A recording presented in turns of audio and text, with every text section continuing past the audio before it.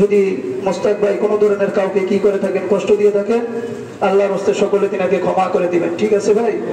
তিনার পরিবারের আর তিনার সাথে যদি আর্থিক কোনো লেনদেন থাকে, তিনার পরিবার আছে, তিনার পাড়া প্রতিবেশী আছে, তাদের সাথে বলবেন, তিনার সন্তানেরা এবং তিনার আশেপাশের ঘরে যারা আছেন, আত্মীয়রা অনেকে আসছে, তারা কি করে দিবেন, আপনাদের পাওনাগুলো পরিশোধ করে দিবেন। তো কালকে তিনি কথায় কথায় পর্যায়ে জোহরের সময় আমার সাথে বলতেছে যে ভাই দোয়া করেন যে কমপক্ষে আমার আগে যেন আমার পরিবার না যায়।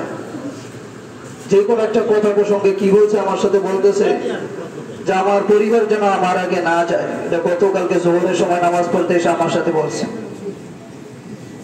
তো এগুলো দেখা যায় কথা রাখা যায়, মানুষ স্মৃতি রাখা যায়।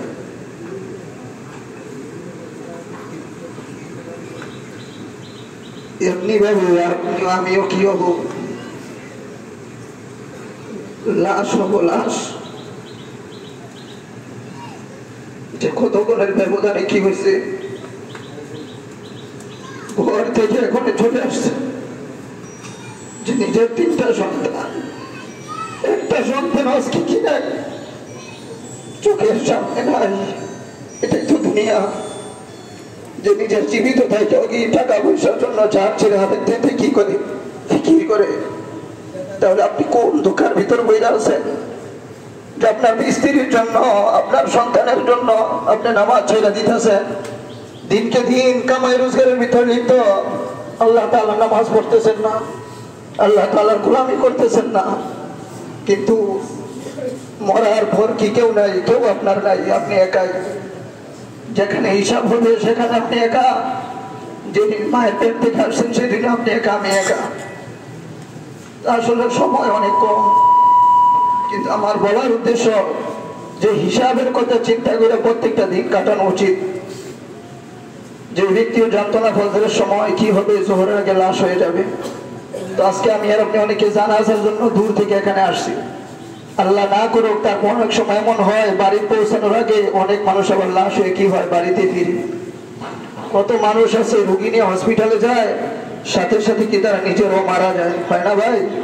তাহলে শিক্ষণীয় বিষয় হলো যে মৃত্যু কিন্তু কি নাই, কোনো সময় বলে আসবে না। এই কারণে এটা চিন্তা করতে কি হবে,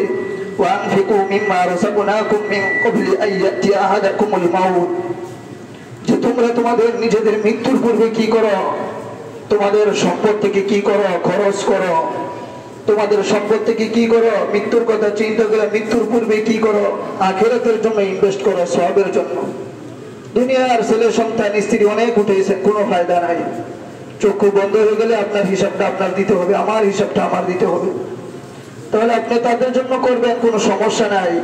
কিন্তু যে আমার নামাজ ঠিক আছে কিনা, আমার ব্যবসা যদি আমার নামাজ থেকে বাধা দেয়, তাহলে আমার ব্যবসা কি আখিরাতের জন্য হইল না, দুনিয়াদারি ব্যবসা হয়ে গেল। আমার যে কোনো ধরনের একটা জিনিস যদি আমাকে নামাজ থেকে বাধা দেয়, অথবা আমার জিকির আজকারে বাধা দেয়, আল্লাহ তাআলার কাজের থেকে আমি কমতি, নিজে নিজে হিসাবটা করতে পারবো যে কি আমি কি দুনিয়ার কাজ বেশি করি সারাটা দিন, নাকি আখিরাতের কাজ বেশি করি। যদি দেখা যায় আখিরাতের কাজ বেশি না করতে পারি, তাহলে নিজে নিজের বিবেক দ্বারা চিন্তা করতে হবে, হয়তো আল্লাহ তাআলারে আমি পুরোপুরি এখনো কি করতে পারতেছি না, খুশি করতে পারতেছি না। এই কারণে আল্লাহ তাআলা আমাকেও কি রাস্তার ভিতরে রাখতেছেন। এই কারণে ভাই বেশি কথা বলতেছি না, এটাই বললাম যে সাহাবায়ে কেরাম হিসাবের কথা চিন্তা করে শুধু কান্নাকাটি করছে গাছপালা দেখা, যে যদি লতা পাতা হইতাম তাহলে তো মরার সাথে সাথেই কি শেষ, কোনো হিসাব ছিল না। এই কারণে হিসাবের কথা চিন্তা কইরা কেউ কোনো ধরনের কি করা যাবে না, যেমন মন চাই তেমন ভাবে চলা যাবে না, যা খুশি তা বলা যাবে না। হারাম হালাল ইত্যাদি কি করতে হবে, পর্দাবশীরা রাখবেন। নিজেদের পরিবার পরিজন যা কিছু কমপক্ষে মুসলমানের হক আদায় করে চলবেন। মৃত্যুর পূর্বে কেউ কারো হক নষ্ট করার চেষ্টা করবেন না।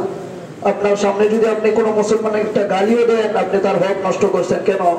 যে আপনার কথার দ্বারা যদি একটু লজ্জিত হয় কোনো মুসলমানের সামনে, তো আপনি তার হক নষ্ট করছেন।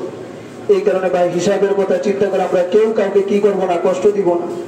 আর দুনিয়ার কাজের চাইতে খুব বেশি বেশি কি করব, আখিরাতের কথা চিন্তা করব।